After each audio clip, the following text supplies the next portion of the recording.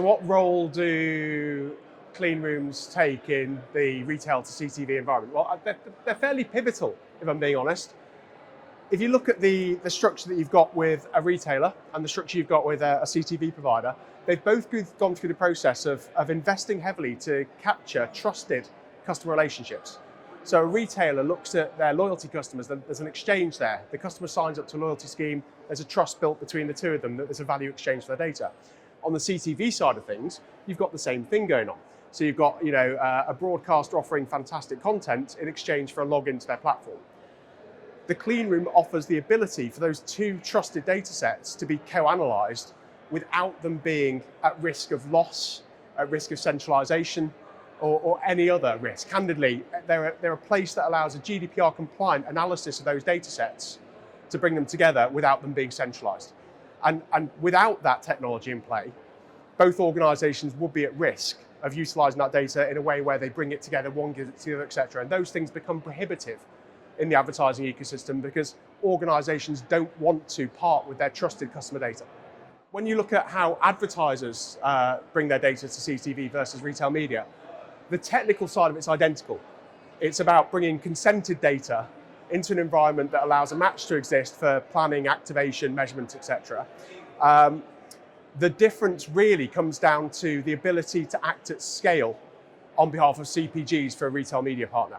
So if I'm a brand like a bank, I've got a load of first-party data. There's obviously inherent value in me bringing that data to a CTV provider to deliver better customer value, suppress customers, lookalikes, etc.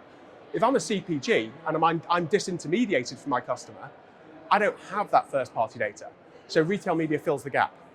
Retail media, a dunnhumby, acts as the first-party data source for that CPG. But the actual processes, the consent mechanisms before you start working together all act in a very similar way. I think that privacy concerns that I'd be aware of on either the supply or demand side, really, it comes down to, and I mentioned it in the previous answer, it comes down to consent. Both parties need to think about gaining the right trusted consent with their consumers before they start utilising the data. If they don't, it'll erode the trust in the marketplace. And then once you've got that consent, you've got your data into a state that you want it in, the other important consideration is then having a privacy-safe mechanism to match those data sets. So, again, don't think about one party giving all of their data to another. Don't think about taking both data sets or multiple data sets and centralising them. All of those moves create privacy risk. Clean rooms exist to enable those parties to do that analysis without that data being centralised and therefore without that risk. Agencies are starting to invest in this space generally. They've realised that they've got an important role to play in the future of retail media and CTV. They are, at the end of the day, the orchestrators. If you look at their relationships they had pre-first-party data with third-party cookies, they were building audience segments, they were running them. They have that ability now with clean rooms. They can be the organisation that pulls all the levers to plan a campaign, to activate a campaign on CTV, and indeed finally to measure it. But critically, they can do so without ever touching the source data. They never become a processor of that data. That's allowed them internally to build teams who can specialise in this on behalf of their CPG brands.